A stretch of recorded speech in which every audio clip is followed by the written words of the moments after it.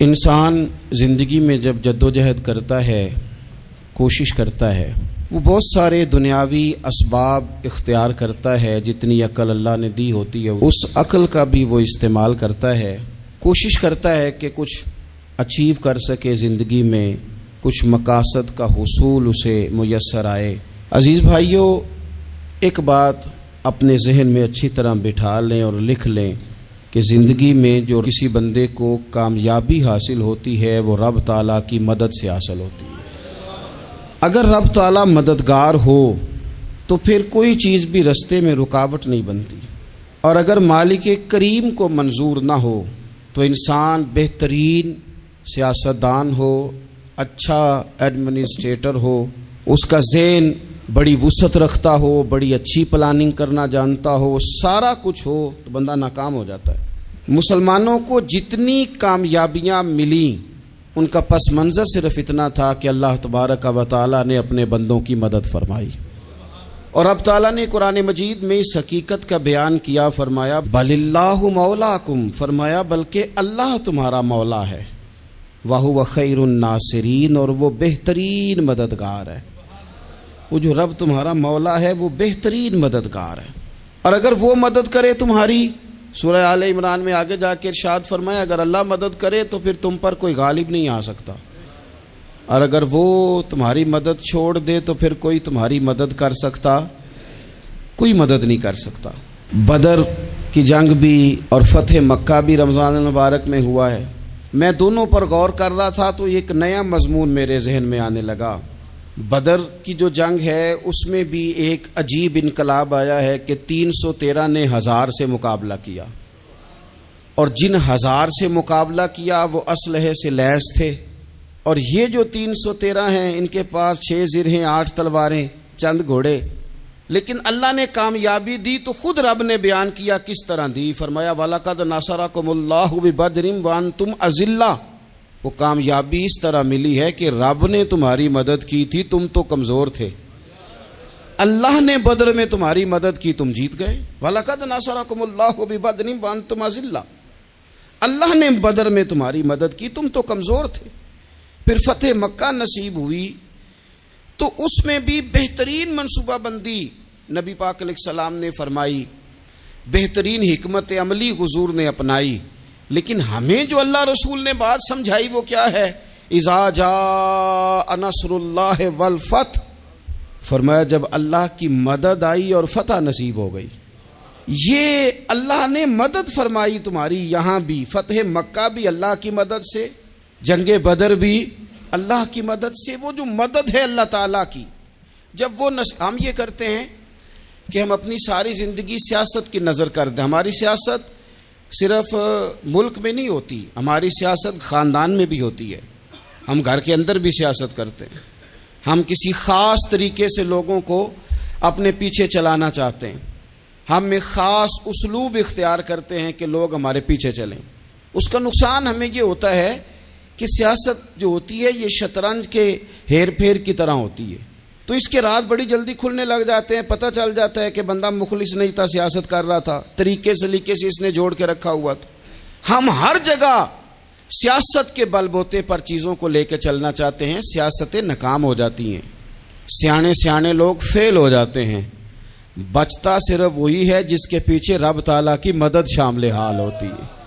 اپنی زندگی کے اندر ہم جو کچھ بھی کر رہے ہیں، جس شعبے سے بھی ہمارا تعلق ہے، آج ہم نے اس بات پہ غور کرنا ہے کہ پہلے تو یہ غور کر لیں کہ جو کام ہم کر رہے ہیں کیا وہ کام ایسا ہے کہ اس میں اللہ کی مدد ہمیں ملے گی؟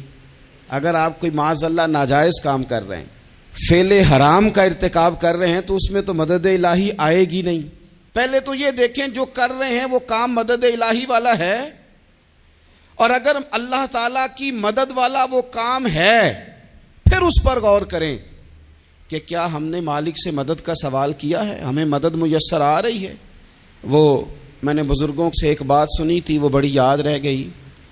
وہ فرمایا کرتے تھے قابلیت بھی بڑی چیز ہے لیکن قبولیت سب سے بڑی چیز ہے۔ قابل ہونا بھی بڑی بات ہے لیکن زیادہ بڑی بات یہ ہے کہ اس کی بارگاہ میں قبول بھی ہے کہ نہیں۔ اپنی زندگی میں اللہ کی مدد کی طرف بڑھیں، مالک کی مدد کا حصول اختیار کرنے کی کوشش کریں، اللہ کے ساتھ اپنے آپ کو جوڑیں۔ اگر اللہ کی مدد نصیب ہو، یہ جو ہم جتنا ڈرتے رہتے ہیں، سہمے رہتے ہیں، پریشان رہتے ہیں کوئی کیا کر دے گا، ہمارے ہاں نا ہر شعبے میں معاذ اللہ ایک مافیا ہے، الا ماشاء اللہ۔ وہ مافیا کہتا ہے میرے ساتھ ملو گے تو میں چلنے دوں گا، ورنہ میں نہیں چلنے دوں گا، مارکیٹ میں آ ہی نہیں سکتا فلانا بندہ، چونکہ یہاں ہمارا قبضہ ہے۔ اور میرے بھائی پھر بہت سارے لوگ جن کی نیتیں اور ارادے بڑے اچھے ہوتے ہیں شروع میں، وہ بھی اس مافیا کا شکار ہو جاتے ہیں اور ان کے رنگ میں رنگ جاتے ہیں۔ یاد رکھنا، کسی شخص کی بلیک میلنگ کا کبھی شکار نہ ہونا، کبھی کسی کی میٹھی اور مسجع مکفہ باتوں کا شکار نہ ہونا۔ کوئی کیا کر سکتا ہے اگر اللہ مددگار ہو تو؟ جس کو رب کریم اٹھانا چاہے اسے کوئی گرا سکتا ہے؟ ہم یہ ڈرے ڈرے سہمے پریشان فیصلہ کرنے کی طاقت نہیں، مجھے چلنا چاہیے کہ نہیں، اٹھنا چاہیے کہ نہیں، کرنا چاہیے، اٹھ باندھ کمر کیوں ڈرتا ہے؟ پھر دیکھ خدا کیا کرتا ہے۔ حضرت عبداللہ ابن عباس فرماتے ہیں میرے نبی پاک علیہ السلام نے میری تربیت فرمائی، حضور نے میری تربیت فرمائی، اور محبوب پاک علیہ الصلوۃ والسلام نے فرمایا عبداللہ یاد رکھنا، یہ نوجوان دوست میری بات لکھ لیں، پریشان لوگ میری بات لکھ لیں، جن کے پاس قوت فیصلہ نہیں وہ اس بات کو لکھ لیں۔ حضرت عبداللہ ابن عباس فرماتے ہیں میرے نبی پاک علیہ السلام نے مجھ سے فرمایا تھا عبداللہ سن، اگر ساری دنیا مل کے تیرا کوئی نفع کرنا چاہے کر نہیں سکتی جب تک میرے رب کی رضا نہ ہو، اور فرمایا ساری دنیا مل کے تیرا کچھ بگاڑنا چاہے تو عبداللہ بگاڑ نہیں سکتی جب تک رب کریم کی حکمت کا تقاضا نہ ہو۔ لوگوں سے ڈرنا، لوگوں کی طرف دیکھنا، ماحول دیکھ کے اپنے راہ کا تعین کرنا، ہر بندے کے خیالات کے مطابق ڈھلنے کی کوشش کرنا، فلانا نہ ناراض ہو جائے، فلانا نہ ناراض ہو جائے، وہ جس نے ہونا ہو جائے، بس رب رسول ناراض نہ ہو۔ اپنی زندگی میں اپنے مالک کو مولا جان کے، بل اللہ مولاکم، اللہ تمہارا مولا ہے، وَهُوَ خَيْرُ النَّاصِرِينَ، وہ بہترین مددگار ہے۔ توجہ جب بھی کریں رب کی جانب کریں، اپنے دل کا قبلہ درست رکھیں، سوچوں کے زاویے سیدھے رکھیں۔ میرے بھائی مالک جب بندوبست کر دے نا، جب مالک بندوبست کر دے پھر ایسا بندوبست کرتا ہے کہ لوگوں کے پاس نا چارہ نہیں رہتا۔ حضرت مریم رضی اللہ تعالی عنہا پاک باز تھیں، مسجد میں رہی تھیں، پر مالک کی حکمت کے تقاضے بڑے عجیب ہے نا۔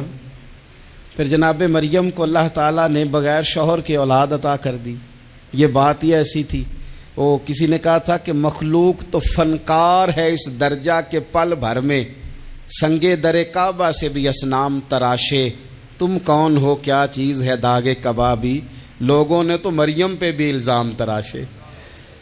تو لوگوں نے کہا کدھر سے لے آئی بچہ، تیرا باپ تو ایسا نہیں تھا، کہاں سے لے آئی؟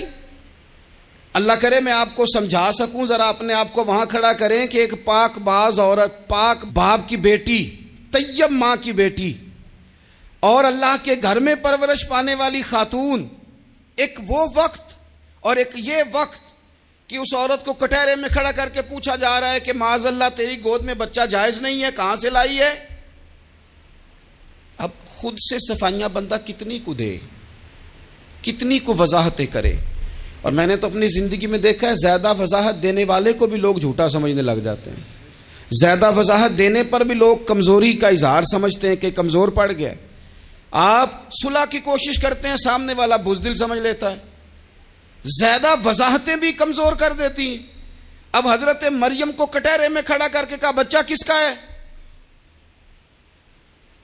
تو پھر خدا بندوبست جب کرے، اللہ جب مددگار ہو، تو پھر حضرت مریم کی گواہی درختوں سے نہیں دلوائی، اس نے پتوں سے نہیں دلوائی، پھر فرشتے نہیں بھیجے۔ حضرت مریم کہنے لگی مجھ سے نہ پوچھو، وہ جو پنگوڑے میں ہے اسی سے پوچھ لو، ان سے پوچھو نا، وہ کون ہے پوچھ لو، ان سے کر لو سوال۔ انہوں نے کہا پنگوڑے میں چند دنوں کا بچہ یہ جواب دے گا؟ مددگار تھا رب،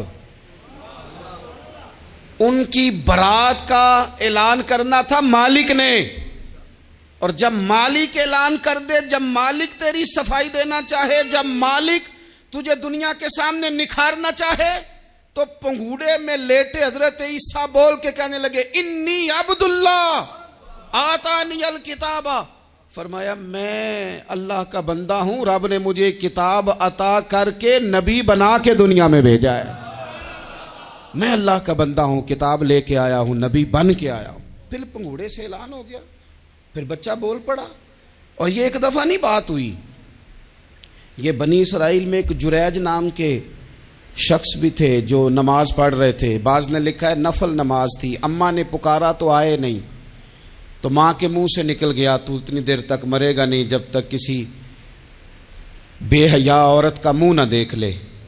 تو وہ عبادت گزار تھے، لیکن لوگوں نے ان کی عبادت، ریاضت، پرہیزگاری کو نہیں دیکھا، بس ایک عورت کو بھیج کے الزام لگوا دیا۔ وہ عورت آیا جایا کرتی تھی، اب آ جاتی ہیں عورتیں، مسئلہ پوچھنے کی نیت سے بھی آ جاتی ہیں، ماحول میں کچھ جگہ ایسی بھی ہیں جہاں عورتیں دم کرانے کے بہانے آ جاتی ہیں۔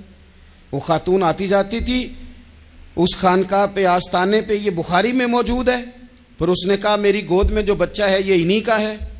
مجھے بتائیں کیسے بندہ وضاحت دے؟ حالات خراب ہو گئے، لوگ کٹیا جلانے لگے، ماحول اور طرح کا بن گیا۔ میرے نبی پاک علیہ الصلوۃ والسلام فرماتے ہیں پھر اس رب کے بندے نے کہا مالک تو کریم ہے، تیری مشیت کا تقاضا آیا جو میری ماں نے جملے بولے تھے، پر اب میں وضاحت دینے کے قابل نہیں رہا، اب تو ہی کرم کرے گا تو دروازہ کھلے گا۔ تو وہ چند دنوں کا بچہ پنگوڑے میں بول کے کہنے لگا میں اس درویش کا نہیں، میں تو فلانے چرواہے کا بچہ ہوں، وہ جو بکریاں چراتا ہے۔ رب کی مدد کو پکاریں، اپنے ساتھ اپنے مالک کی مدد کو شامل کریں، تھوڑے رزق پر بھی گزارا اچھا ہونے لگ جائے گا۔ سارے لوگ آپ کو گرانے کی تدبیریں کر رہے ہوں گے اور مالک آپ کو عزتیں عطا فرما دے گا، اس کی بارگاہ سے حکمت کا تقاضا اور ہو جائے گا۔ ہم نے ساری زندگی لوگوں کو راضی کرنے میں گزار دی، ساری زندگی بڑھاپا آ گیا بچوں کو پالتے، اور بچوں نے آخری عمر میں کہہ دیا ابا اگر کوئی ڈھب کا کام کر لیتے تو آج ہمارے دن بھی پھر نہ جاتے۔ ساری زندگی گزار دی بہن بھائیوں کو راضی کرنے میں، ساری زندگی گزار دی ذمہ داریاں اٹھانے میں، ان کو 99 دفعہ دیا، ایک دفعہ نہیں دیا تو انہوں نے کہہ دیا تو نے تو کبھی دیا ہی نہیں، تو تھا ہی نہیں۔ ساری زندگی محلے داروں، علاقے والوں کو راضی کرنے میں گزار دی۔ اور میں نے ایسے لوگ بھی دیکھے دین کے لیے وقت گزارا، لیکن جب بڑھاپے میں دانت کام نہ کرتے تھے تو وقت کے مفتیوں کو بھی مسجدوں کی کمیٹیوں نے کہہ دیا اب آپ کی سمجھ نہیں آتی، ہم نے خطیب کو یور رکھنا ہے، نہ دیکھو دنیا کی طرف، دنیا رلا دیتی ہے، نہ راضی کرو بندوں کو، بندے تھکا دیتے ہیں، نہ پیچھے بھاگو ہر وقت دنیا داروں کے، یہ انسان کو کمزور کر دیتے ہیں۔ وہ تو کریم ہی بڑا ہے، 2 آنسو زمین پر بعد میں گرتے ہیں، بندے کے گناہ سارے پہلے معاف فرما دیتا ہے۔ اللہ کی مدد کا حصول، اپنے مالک کی مدد کی طرف بڑھنا، آپ کو بدر کی جنگ بھی یہی درس دے گی، آپ کو احد کا میدان بھی یہی سبق دے گا، فتح مکہ بھی یہی سبق دے گا۔ میرے دوستو جب رب مدد فرمائے، جب اللہ مددگار بنے، دوستوں سے ایک بات اکثر کرتا ہوں، میں کہتا ہوں کہ جتنے درد سے آپ امیر کو اپنی کہانی سناتے ہیں نا، اور جس طرح آپ کے آنسو بات کرنے سے پہلے گر جاتے ہیں کہ غریب ہیں، بچیاں ہیں، کاروبار نہیں، او میرے سنگیو، اس سے آدھے آنسو اپنے رب کی بارگاہ میں بکھیرو، اس کے حضور عرض گزار ہو جاؤ، اس سے طلب کرو۔ ایک وقت انسان پر زندگی میں ایسا آتا ہے کہ اسے یوں محسوس ہوتا ہے کہ میرا سایہ بھی ذرا سا پیچھے ہٹ گیا ہے، اسے یوں لگتا ہے کہ میں کسی سہارے پہ ہاتھ ڈالتا ہوں تو وہ بھاگ جاتا ہے مجھ سے، لیکن مالک کی بارگاہ ایسی عظیم بارگاہ ہے، رب رسول کے آستانے اتنے بڑے ہیں کہ آپ جب وہاں کشکول طلب دراز کرتے ہیں تو جھولی پھیلانے میں دیر لگتی ہے، ان کو بھرنے میں تو کوئی دیر نہیں لگتی۔ ہم نے اپنا سوچ کا قبلہ ہی دنیا کو بنا لیا ہے۔ یہ جو اللہ والوں کی مدد ہے یہ تو اللہ ہی کی مدد ہے، لیکن یہ جو سیٹھوں کی طرف توجہ کرنا، نوابوں کی طرف توجہ کرنا، دنیا داروں کی طرف توجہ کرنا، اور اپنا مزاج اس طرح کا بنا لینا، یارو گردن کو جھکا دیتا ہے خیرات کا پتھر، جہاں میں مانگنے والوں کے سر کبھی اونچے نہیں ہوتے۔ اور اقبال کہتے ہیں غیرت ہے بڑی چیز جہان تگ و دو میں، پہناتی ہے یہ فقر کو تاج سردارا۔ میں عرض کروں گا کہ اپنی آپ جب توجہ کا قبلہ اللہ رسول کو بنائیں گے تو رب فرماتے ہیں وَيَرْزُقْهُ مِنْ حَيْثُ لَا يَحْتَسِبُ، میں نہ تجھے وہاں سے رزق دوں گا جہاں سے کبھی تیرا گمان بھی نہیں گیا ہوگا کہ یہاں سے بھی مل سکتا ہے، تو نے سوچا بھی نہیں ہوگا۔ بخاری شریف میں حدیث ہے، حضرت جابر ابن عبداللہ فرماتے ہیں نبی پاک صلی اللہ علیہ وسلم نے 300 لوگوں کا ایک لشکر روانہ کیا کسی مہم کے لیے، کسی جہاد کے لیے۔ حضرت ابو عبیدہ بن جراح رضی اللہ تعالیٰ عنہ امیر لشکر تھے۔ فرماتے ہیں غربت اتنی زیادہ تھی، بھوک اتنی زیادہ تھی کہ ایک ایک کھجور دن میں ایک وقت کھانے کو ملتی تھی، اور کچھ دن ایسے آئے کہ اب کھجور بھی نہیں مل رہی۔ فرماتے ہیں اتنی زیادہ بھوک لگی مجاہدین کو 300 بندہ پتے کھا کے گزارا ہونے لگ گیا۔ یہ بخاری میں موجود ہے۔ آپ فرماتے ہیں کہ دریا کے کنارے ہمارا پڑاؤ تھا، ٹھہراؤ تھا، جب بھوک سے نڈھال ہو گئے نا، وَيَرْزُقْهُ مِنْ حَيْثُ لَا يَحْتَسِبُ، اللہ وہاں سے روزی دیتا ہے، گمان بھی نہیں ہوتا۔ فرماتے ہیں ایک مچھلی اللہ تعالیٰ نے دریا کے کنارے بھیجی، فرماتے ہیں وہ تھی تو مچھلی پر پہاڑ جتنی تھی۔ بخاری میں لفظ ہیں، حضرت جابر ابن عبداللہ رضی اللہ تعالیٰ عنہ فرماتے ہیں 300 آدمی 18 دن تک اس مچھلی کو کھاتے رہے، مچھلی ختم ہی نہیں ہوئی۔ مچھلیاں نہیں، مچھلی کہتے ہیں 18 دن 300 بندہ کھاتا رہا، مچھلی ختم ہی نہیں ہوئی۔ اور فرماتے ہیں کہ اس کی ہڈی نکال کے، کانٹا کہیں گے آپ اپنی زبان میں، کہتے ہیں وہ نکال کے نا تو اس کو کھڑا کیا نا جب، تو اونٹ کجاوے سمیت اس کے بیچ سے گزر جاتا تھا، 2 اس کے کانٹے جوڑے۔ فرماتے ہیں وہ اس کا گوشت ہم کھاتے تھے اور اس کی چربی بطور تیل کے ہم جسموں پہ ملتے تھے، بیماروں کو اس سے سکون آتا تھا، تندرستی شفا ہوتی تھی۔ فرماتے ہیں ہم کھایا بھی ہم نے، اور کچھ لے کے ہم مدینے بھی گئے، اور قربان جائیں نبی پاک نے بھی اس میں سے کھایا۔ ہم نے عرض کی حضور یہ معمہ کیا ہے، یہ ماجرا کیا ہے؟ تو محبوب نے فرمایا تمہارے پاس غذا نہیں تھی، رب نے تمہارے لیے بندوبست کیا ہے، اللہ نے تمہیں دیا ہے۔ مکان شروع کر لیا، ایک صاحب نے وہ مکان بنانے لگے، آپ وہ حساب لگا رہے ہیں، کہتے ہیں میرے پاس اتنے پیسے ہیں، اتنے میں نے فلانے دوست سے کہنا ہے اس نے دے دینے، اتنے فلانے رشتہ دار سے کہنا ہے اس نے دے دینے، اتنے فلانے سے کہنا ہے اس نے دے دینے۔ یہ ساری کاپی بنا کے مکان شروع کر لیا۔ جو روز کہتا تھا نا کوئی حکم ہو جاتے 10 سب سے پہلے اس کو کہا میاں پیسے چاہیے دن، وہ کہندا ہو کل ہی منڈا ٹوریا ہے، کدے تو پرسوں 10 داتے لب جانے سن۔ میں آپ کو اپنے تجربے کی بات بتا رہا ہوں۔ جن لوگوں کا خیال ہوتا ہے نا کہ آپ سٹارٹ کریں فلانا کام، ہم آپ کے ساتھ ہیں، اللہ کا ہی کوئی نظام ہے، وہ بالکل بھی نہیں ساتھ ہوتے۔ لیکن ایسا نہیں ہے کہ کوئی ساتھ نہیں ہوتا، اللہ تعالیٰ بڑے اسباب پیدا کرتا ہے، وہاں سے دیتا ہے جہاں سے گمان بھی۔ ہمارا یہ ذہن بن جاتا ہے ہم ساری اپنے حساب سے چلتے ہیں، اتنے رشتہ داروں سے، اتنے، کون آپ کے ساتھ چلے گا؟ سوال ہی نہیں پیدا ہوتا۔ یہ سارے کام چھوڑ کے سب سے پہلے 2 رکعتیں پڑھو، اپنے رب کی بارگاہ میں، رسول کائنات کی بارگاہ میں گزارشات اور استغاثے پیش کرو، وہاں سے خیر طلب کرو۔ دنیا دار کیا دیں گے، کیا دے سکتے ہیں، کیا حیثیت ہوتی ہے کسی؟ اللہ کہتا ہے وہاں سے دوں گا۔ تو جو اللہ مال دے وہ لینا چاہیے کہ رشتہ داروں کا مال دیکھنا چاہیے؟ جو اللہ دے وہ لینا چاہیے کہ سیٹھوں نوابوں کی جیبیں دیکھنی چاہیے؟ جو اللہ دے وہ قبول کرنا چاہیے یا دیکھنا چاہیے کون سا آدمی کہاں پہنچ گیا؟ چھوڑو، اپنی مٹی پہ چلنے کا سلیقہ سیکھو۔ کسی کے سنگ مرمر پہ چلو گے تو پھسل جاؤ گے، پھسل جا۔ اس پر ایک اور بات عرض کر دوں، صحیح بخاری سے، مسلم سے ایک اور بات۔ کچھ چیزیں ایسی ہیں جن سے اللہ کی مدد آتی ہے، مدد ملتی ہے۔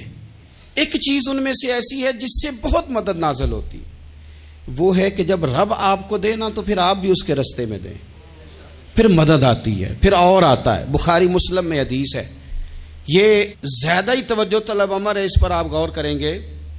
حضرت ابو ہریرہ فرماتے ہیں کہ نبی پاک علیہ السلام نے فرمایا ایک شخص نے بادلوں کے اندر سے آواز سنی کہ فلاں آدمی کا کھیت اور باغ خشک ہو گیا ہے، وہاں برسو اور اس کے کھیت کو سیراب کرو۔ وہ بڑا حیران ہوا کہ بادل سے آواز آ رہی۔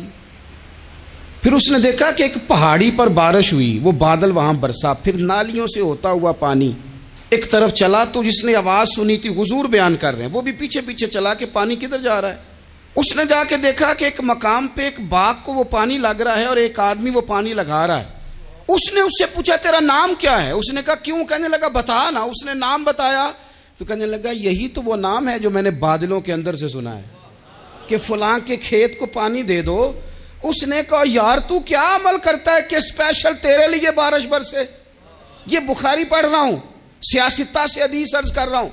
اس سے پوچھا تو کیا کام کرتا ہے کہ جناب اللہ تبارک و تعالیٰ کا حکم کرم آیا کہ خاص تیرے لیے پانی برسے اور تیرے کھیت کو سیراب کرے؟ تو اس نے کہا چھوٹا ذمہ دار ہوں، پر جب فصل اگتی ہے تو 3 حصے کرتا ہوں، ایک حصہ اپنے بال بچوں پہ بہن بھائیوں پہ خرچ کرتا ہوں، ایک حصہ پورا، اور ایک حصہ دوبارہ کاشتکاری پہ لگاتا ہوں، اور تیسرا حصہ خالص میں نے مسکینوں، یتیموں اور غریبوں کے لیے رکھا ہوا ہے۔ وہ جو تیسرا حصہ اللہ کرے آپ سمجھیں، وہ رب کے بندوں پہ تیسرا حصہ خرچ کرتا ہے نا، تو کریم مالک نے فرمایا جہاں سے غریب کا حصہ جاتا ہے وہ کھیت خشک نہیں رہنا چاہیے، وہ جہاں سے مسکین روٹی کھاتے ہیں وہ خشک نہ رہے، جہاں سے یتیموں کو کچھ آتا ہے کہیں اس کی فصل رہ نہ جائے۔ میں اور آپ بھی اگر اپنے مال میں مسکینوں، یتیموں، غریبوں کے حصے رکھ لیں گے تو فصلیں خشک نہیں رہیں گی، ان کے اندر تازگی آئے گی، نور آئے گا، کرم آئے گا، خاص کر خدا کی رحمت برسے گی۔ مدد اللہ سے چاہیں، اپنی توجہات کا مرکز رب رسول کی ذات کو بنائیں، پھر آپ محسوس کریں گے کہ بڑی جلدی اللہ تعالیٰ کی مدد آنے لگی ہے۔ کبھی آپ صرف کہہ دیں نا میرا رب میرے ساتھ ہے، اس لفظ میں اتنی طاقت ہے کہ دشمن ویسے زہر ہو جاتا ہے۔ زندگی میں کسی سے بھی لڑائی ہو تو اچھی طرح سوچ لیں کہ اللہ اس طرف ہے یا اس طرف ہے۔ اگر آپ زیادتی پہ ہیں تو پھر رب مظلوم کی جانب ہے۔ اگر اللہ کی مدد آپ کے ساتھ ہے تو دنیا کی کوئی طاقت آپ کو گرا نہیں سکتی، اور اگر آپ مظلوم کے مقابلے میں ظالم بن کے آپ کھڑے ہو گئے ہیں اور آپ نے رویہ وہ اختیار کیا ہے کہ جس میں مدد نہیں آئے گی، تو پھر یاد رکھ لیں کہ آپ کوئی بھی ہیں، کہاں بھی ہیں، آپ کمزور ہیں۔ طاقتور تھے ابتدائے اسلام میں، ظاہری طاقت تھی کفار مکہ کے پاس، وہ ڈنڈوں سے مارتے تھے غریبوں کو، ان کے ہاتھوں میں ڈنڈے تھے، پر خدائی طاقت ان مظلوموں کے ساتھ تھی۔ صاحب زرقانی نے لکھا ہے حضرت زنیرہ رضی اللہ تعالیٰ عنہ ایک لونڈی ہیں، غریب ہیں، ماڑے دا کی کام محمد نس جانا یا رونا، غریب سادی بی بی اور لونڈی کنیزہ، ایک مشرک کی کنیزہ تھی، انہوں نے کلمہ پڑھ لیا، وہ ڈنڈوں سے مارتا، دروں سے مارتا، تکلیف دیتا۔ حضرت زنیرہ رضی اللہ تعالیٰ عنہ کو اتنا مارا، اتنا مارا۔ اب آپ ایک اور پہلو پر بھی غور کریں، مار بھی پڑ رہی ہے پر خدا ادھر ہی ہے، اللہ کی مدد ادھر ہی ہے۔ رب کہتا ہے کہ پہلے تو صبر کرنا، ان اللہ مع الصابرین، تو صبر کرے گا تو پھر رب کی معیت ملے گی، ذرا ٹھہرنا، تو تھوڑا ڈٹنا۔ ان الذین قالوا ربنا اللہ ثم استقاموا تتنزل علیہم الملائکہ، تو کہے اللہ میرا رب ہے، پھر تو پہلے ڈٹ، پہلے تو نے ڈٹنا ہے۔ ثم استقاموا، جو ڈٹ گیا، تتنزل علیہم الملائکہ، ڈٹنے والے کے لیے مدد آتی، پہلے تھوڑا ٹھہرنا پڑتا ہے، پہلے تھوڑا صبر کرنا پڑتا ہے، حوصلہ کرنا پڑتا، اس کے بعد مدد آتی۔ مار پڑ رہی ہے، مارا جا رہا ہے حضرت زنیرہ کو، ان کا مالک جو ہے ظاہری آقا وہ مار رہا ہے، یہ کنیزہ ہے، اتنا مارا، اتنا مارا، ان کی بینائی چلی گئی، نظر آنا بند ہو گیا۔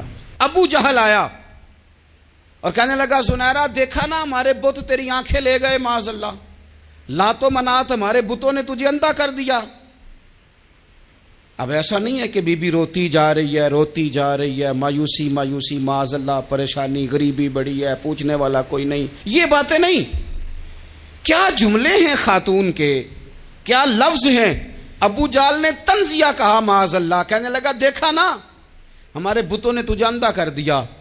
تو جناب زنیرہ آنکھوں کی بینائی گئی ہے، رات کو گئی ہے، دکھ ابھی تازہ ہے، لیکن اللہ پہ جو توکل ہے، اپنے مالک سے جو رشتہ ہے، وہ اتنا مضبوط ہے، اتنا طاقتور ہے، اس میں اتنی گہرائی ہے کہ حضرت زنیرہ بول کے نا اتنی قوت سے بولی، اتنی طاقت سے بولی کہ پورے کفر پر لرزہ طاری ہو گیا۔ فرمانے لگی تمہارے بتوں کی کیا اوقات ہے کہ وہ میری بینائی لے جائیں؟ یہ میری رب کی حکمت کا تقاضا ہے۔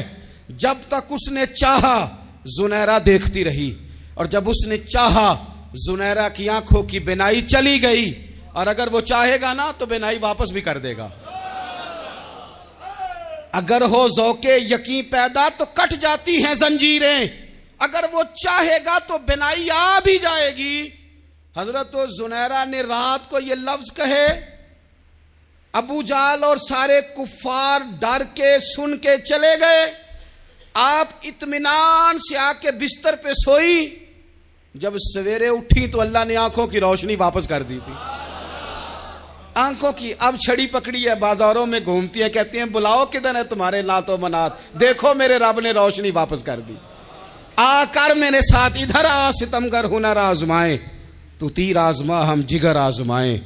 بیمار لوگوں یاد رکھو، کہہ دیا ڈاکٹر نے کہ تو بڑا بیمار ہے، تو بڑا کمزور ہے، یہ ہو گیا وہ ہو گیا، تو ڈاکٹر اپنے علم کے مطابق بات کر رہا ہے، ہوگا تو وہ جو میرا رب چاہے گا۔ کمزور ہو جانا، پریشان ہو جانا، تکلیف میں آ جانا، پتہ نہیں بات ہو گئی ہے تو جانے کیا ہو جائے گا۔ اپنی زندگی کے اندر اپنے رب سے رشتہ مضبوط کریں، رسول کائنات سے رشتہ مضبوط کریں، اللہ والوں سے رشتہ مضبوط کریں۔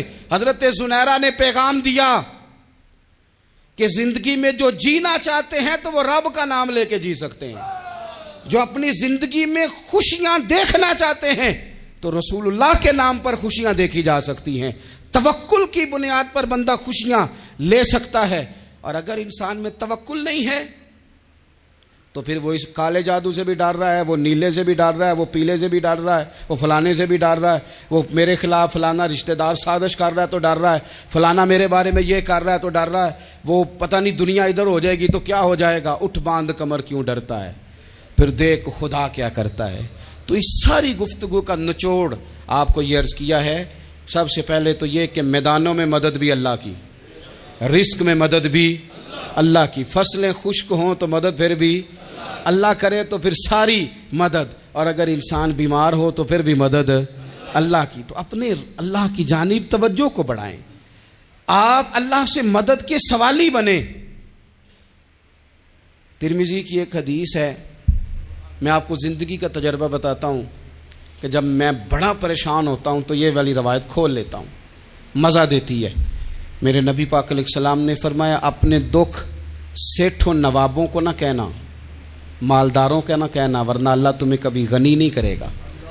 فرمایا اپنے دکھ اپنے رب کی بارگاہ میں عرض کرنا، جلدی کرے یا دیر سے کرے اللہ تمہیں لوگوں سے بے نیاز کر دے گا، اللہ تمہیں غنی کر دے گا۔ رات کو بیٹھو نا اس کی بارگاہ میں، اسے دکھڑے سناؤ، چھوٹی چھوٹی باتیں۔ حضور نے فرمایا نمک بھی مانگو تو رب سے مانگو، چھوٹی چھوٹی بات سے شروع کرو نا۔ جب بندہ شروع کرتا ہے نا چھوٹی چھوٹی چیزیں تو بڑی ساری چیزیں یہ اس طرح ہوتا ہے جیسے بندہ رب سے گفتگو کر رہا ہے، مالک مجھے یہ چاہیے، مالک میں یہاں کمزور ہوں، اللہ میں یہاں پریشان ہوں۔